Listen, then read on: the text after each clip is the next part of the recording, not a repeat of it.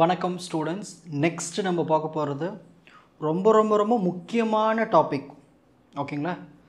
Congestion control and avoidance. முதல்ல congestion என்னன்னு தெரிஞ்சுப்போம்.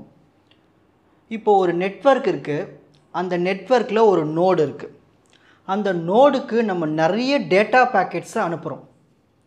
அப்படி அனுப்பும்போது அந்த நெட்வொர்க்கினுடைய பர்ஃபார்மன்ஸ் உடனே குறைஞ்சி போயிடும். அதுதான் நம்ம கன்ஜெஷன்னு சொல்லுவோம். அதான் இந்த 2 லைனோட மீனிங். ஓகேங்களா? சரி.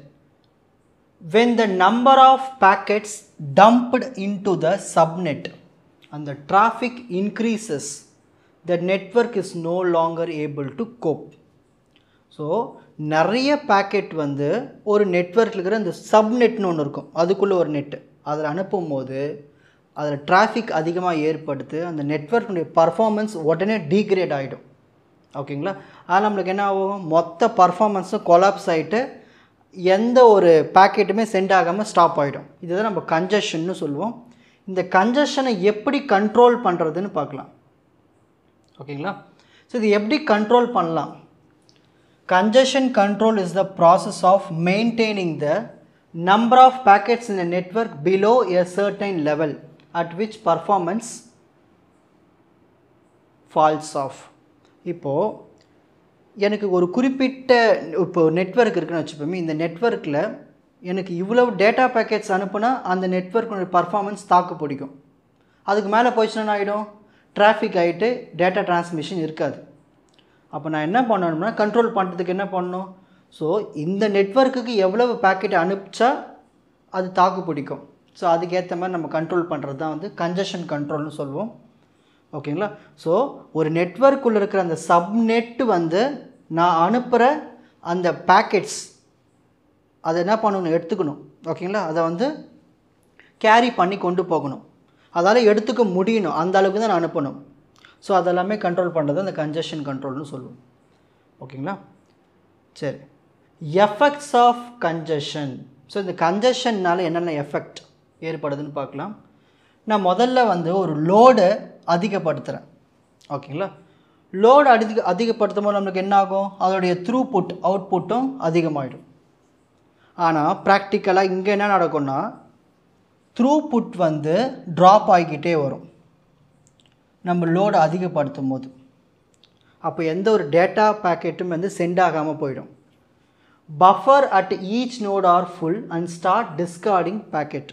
அதாவது ஒரு லோடு அதிகமாக கொடுக்க என்ன ஆகும்னா, அந்த பஃபரில் போய் ஃபுல்லாகிடும், பேக்கெட்ஸ் எல்லாம் ஃபுல்லாகிட்டு அது திரும்பவும் டிரான்ஸ்மிட் ஆகாமல் அது அப்படியே அங்கேயே விட்டுட்டு வந்துடும், அதாவது டிஸ்கார்ட் பண்ணிட்டோம். ஓகேங்களா? அது எதுவும் பண்ணாது.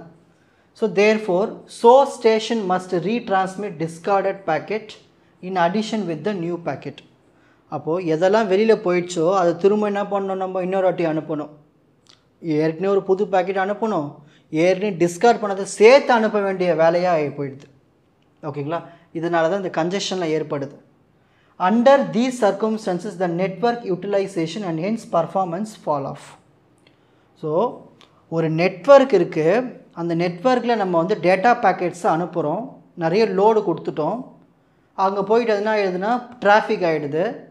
ஸோ டிராஃபிக் ஆகிட்டு ஃபுல்லாகிட்டு இன்னும் வந்துக்கிட்டே இருக்கிற அந்த பேக்கெட்டையும் திரும்ப அமுச்சு விட்டுருது, டிஸ்கார்ட் பண்ணி விட்டுருது. அப்போ நம்ம என்ன பண்ணுறோம், புதுசாக ஒரு பேக்கெட்டை அனுப்புகிறோம், அந்த டிஸ்கார்ட் பண்ணது சேர்த்து திரும்ப அனுப்பும் போது மொத்த டிராஃபிக்கும் ஏற்பட்டு அந்த நெட்வொர்க்கு டோட்டல் கொலாப்ஸ் ஆகிடுது.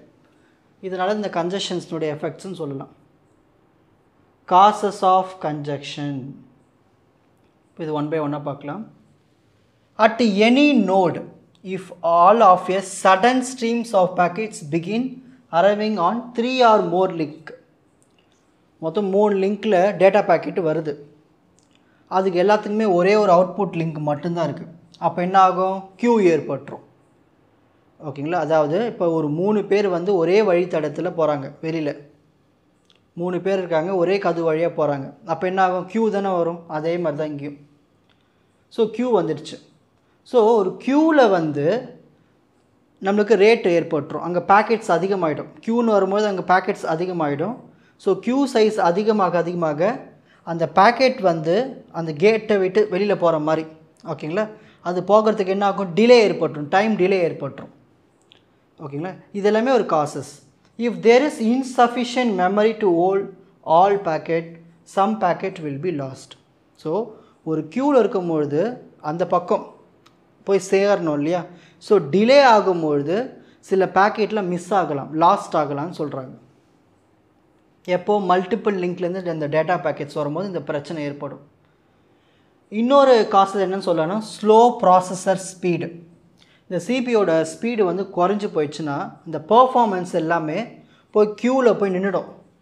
ஓகேங்களா, ஸோ அப்படி நின்றுச்சுன்னா க்யூவில் நின்றுச்சுன்னா ஆகிடும், அதோடய கெப்பாசிட்டி வந்து ஃபுல்லாக யூட்டிலைஸ் பண்ண முடியாது, பொறுமையாக தான் போக ஆரம்பிக்கும்.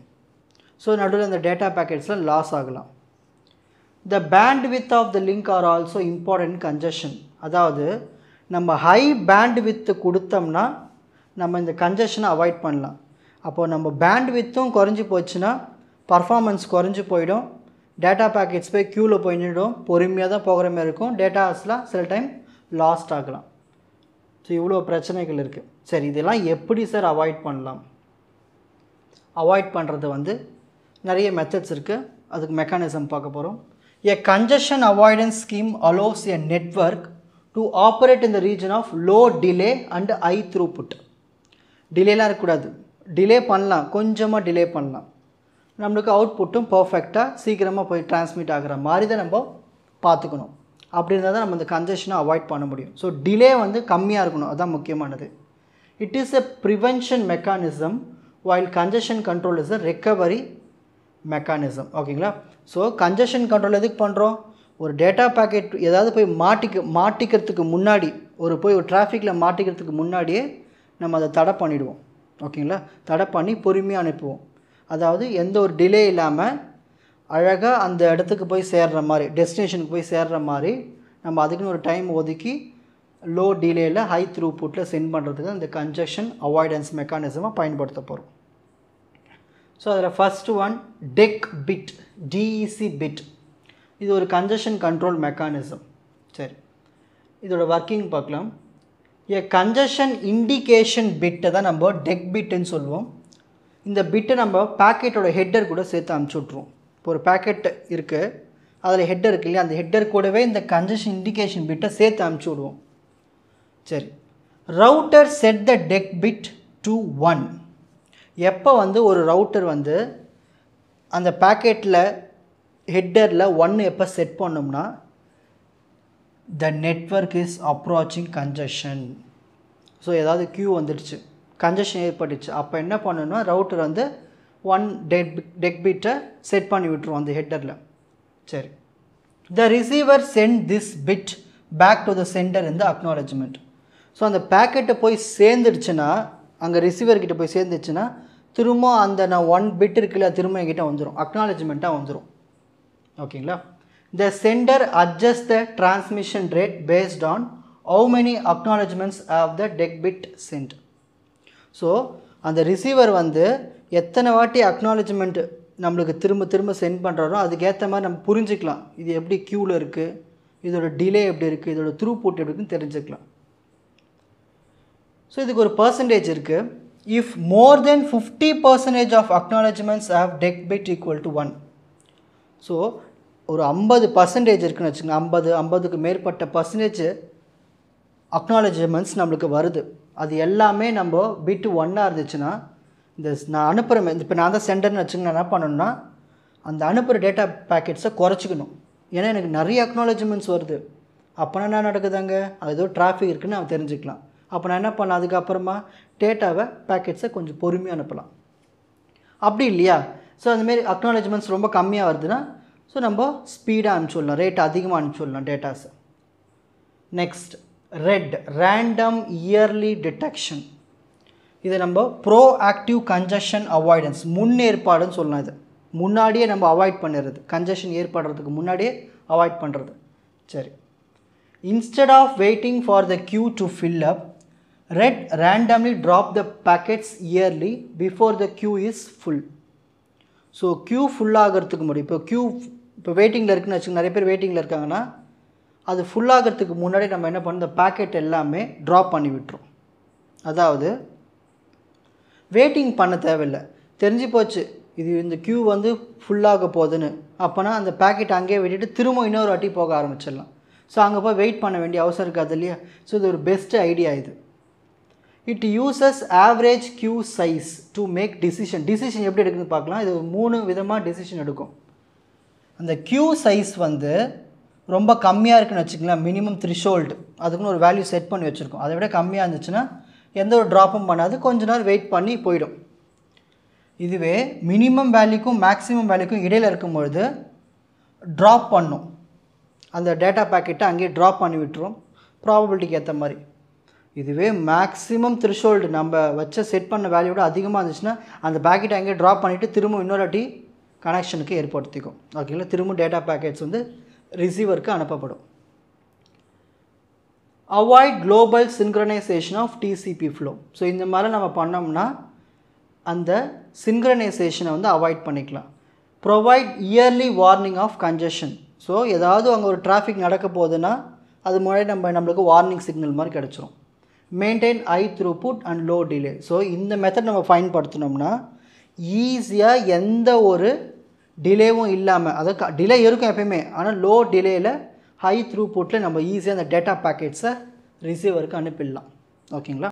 உங்களுக்கு இந்த கண்டென்ட் ஈஸியாக புரிஞ்சிருக்கும்னு நினைக்கிறேன். வாட்ச் அதர் எபிசோட்ஸ் இன் த appropriate playlist. Fuji silver academy strength success clarity. வணக்கம்.